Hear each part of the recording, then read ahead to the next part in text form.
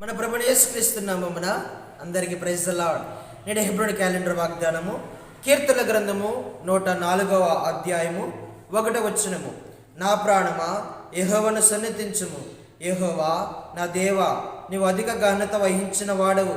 నీవు మహత్యమును ప్రభావమును ధరించి ఉన్నావు. దేవుడు మన కొరకే సిద్ధపరిచినటువంటి వాగ్దానము. సంవత్సరంలో చివరి దినమున మనము ఉంటూ వచ్చినాము. ఈరోజు మనము వాగ్దానము చూస్తే నా ప్రాణమా యెహోవాను సన్నిధించుము అనే వాగ్దానము మనము చూస్తూ ఉంటూ ఉన్నాం.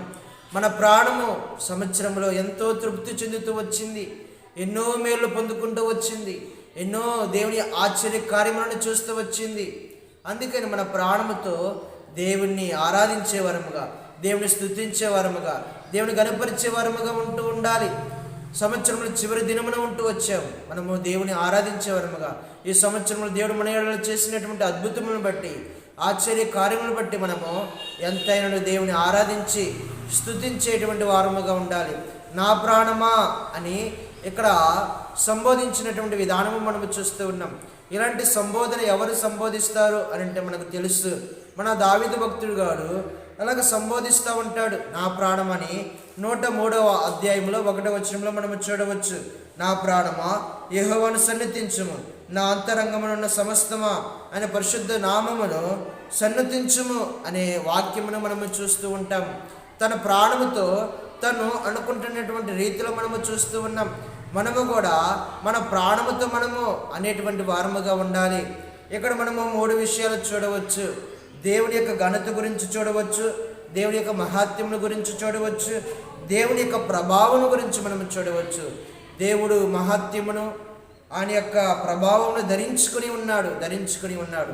ఈ అధ్యాయంలో దాదాపుగా 35 వచనాలు ఉంటూ వచ్చాయి. 35 వచనాల్లో కూడా దేవుడు ఎలాగ గణపరచబడుతూ వచ్చాడు, ఎలాగ ఘనత నొందుతూ వచ్చాడు, ఏ రీతిలో ఘనత నొందుతూ వచ్చారు, ఎవరెవరు ఈ సృష్టిలో ఉన్నటువంటిది ప్రతీది ఎలాగా దేవుని అర్థం చేసుకొని ఆయన ఘనత వహించిన వాడని చెప్పగలుగుతూ వచ్చాయో మనకు 35 వచనాల్లో మనం చూడవచ్చు. చూడండి, కీర్తనల గ్రంథము 104వ అధ్యాయము 2వ వచనంలో, వస్త్రము వలె వెలుగును నీవు కప్పుకొని ఉన్నావు, తెరను పరిచినట్టు ఆకాశ విశాలమును నువ్వు పరిచి ఉన్నావు.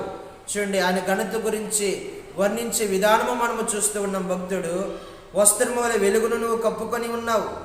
ఆయన ఘనత గురించి మనము చూసుకుంటే, మనము ధ్యానించుకుంటూ ఉంటుంటే ఎంతో ఘనత వహించినటువంటి వాడు, ఎంతో ఆయన మహిమ కలిగినటువంటి దేవుడు, మా ప్రభావం కలిగినటువంటి దేవుడు.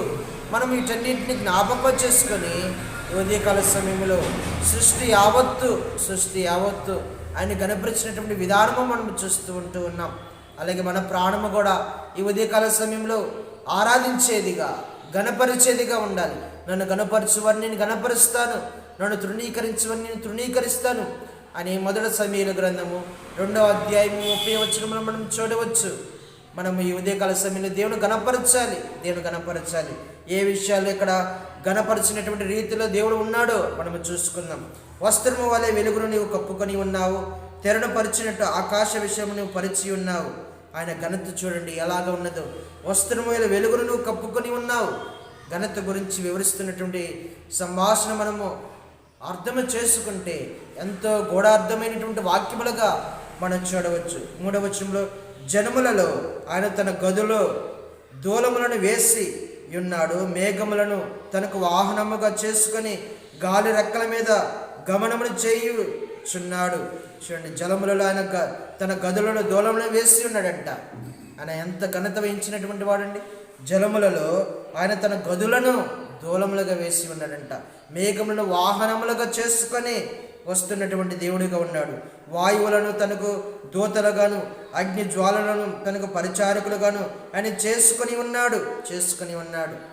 దైవజనులను ఇక్కడ మనము చూస్తూ ఉన్నాం. అగ్ని జ్వాలలతో పోల్చబడినటువంటి రీతిలో మనము చూస్తూ ఉన్నాం.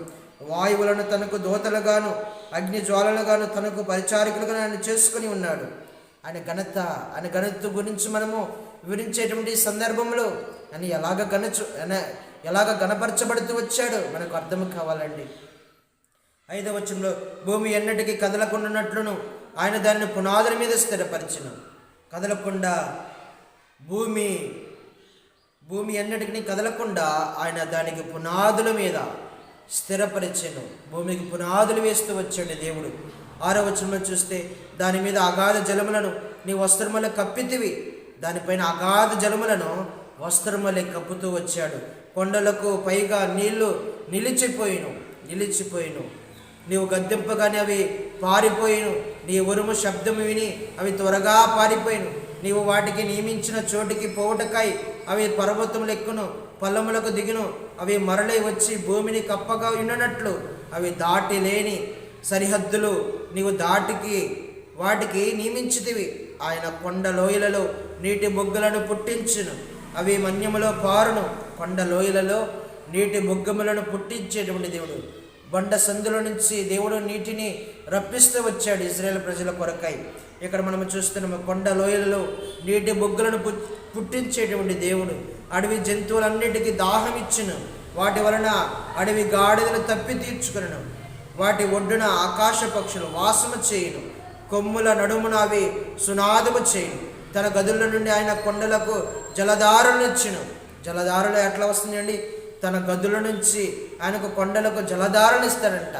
కొండలలో నీళ్ళు ఎలా వస్తుందంటే దేవుని యొక్క గదుల నుంచి దేవుడు రప్పిస్తూ ఉన్నాడు. అడవి జంతువులకు ప్రతిదానికి ఆ కొండలో ఉన్నటువంటి నీటి బొగ్గలు ఉన్నటువంటి నీళ్లు రప్పించి వాటికి దాహముగా ఇస్తున్నటువంటి దేవుడిగా ఉన్నాడు. మనము 13వ వచనం చూసుకుంటే, 14వ వచనంలో చూసుకుంటే, తన గదుల నుంచి తన కొండలకు జలధారనిచ్చును. నీ క్రియల ఫలము చేత భూమి తృప్తి పొందుచున్నది. పశువులకి గడ్డిని, నరుల ఉపయోగమునకు కూర మొక్కలను ఆయన మొలిపించుచున్నాడు. అందు మూలమున భూమిలో నుండి ఆహారమును, నరుల హృదయమును సంతోషపెట్టు ద్రాక్ష రసమును, వారి ముఖములకు మెరుగునిచ్చు తైలమును, నరుల హృదయమును బలపరచు ఆహారమును ఆయన పుట్టించుచున్నాడు. యెహోవా వృక్షములు తృప్తి పొందుచున్నవి. ఆయన నాటిన లెబనోను దేవదారు వృక్షములు తృప్తి పొందుచున్నవి. అచ్చట పక్షులు తమ గూళ్ళు కట్టుకొనును. అచ్చట సొల వృక్షముల పైన కొండలు నివాసము చేయుచున్నవి. గొప్ప కొండలు కొండ మేకలకు ఉనికి పట్లు, కుందేళ్లకు బండలు ఆశ్రయ స్థానములు. చూడండి, ప్రతిదానికి దేవుడు ఎలాగ గణపరచబడుతూ వచ్చాడు, ఎలాగ ఘనత నిందుతూ వచ్చాడు. ప్రతిదానికి భూమి మీద మనుషులకు, జంతువులకు, అలాగే ప్రతిదానికి దేవుడు సిద్ధపరిచినటువంటి విధానంలో మనము చూస్తూ ఉన్నాం. అందును బట్టి దేవుడు గణపరచబడుతూ వచ్చాడు. దేవుడు ఘనత నొందినటువంటి దేవుడుగా ఉంటూ వచ్చినాడు ఈ అధ్యాయంలో. తర్వాత చూస్తే 19, ఋతువులను తెలుపుటకై ఆయన చంద్రుని నియమించును, సూర్యునికి తన అస్తమయ కాలము తెలియను. నీవు చీకటి కలగజేయక రాత్రి అగుచున్నది. అప్పుడు అడవి జంతువులన్నీ తిరుగులాడుచున్నవి. సింహపు పిల్లలు వేట కొరకు గర్జించుచున్నవి. తమ ఆహారము దేవుని చేతుల నుండి తీసుకుని చూచుచున్నవి. జంతువులకి, సింహపు పిల్లలకు ఎక్కడి నుంచండి ఆహారం వచ్చేది?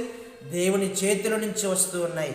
తర్వాత ఈ యొక్క సమయము, ఈ యొక్క పగలు, ఈ యొక్క నైటు దేవుడు నియమించినటువంటి ప్రకారముగా మనము చూస్తూ ఉన్నాం. ఋతువులు తెలియజేయటానికై చంద్రుడు నియమిస్తూ వచ్చాడంట.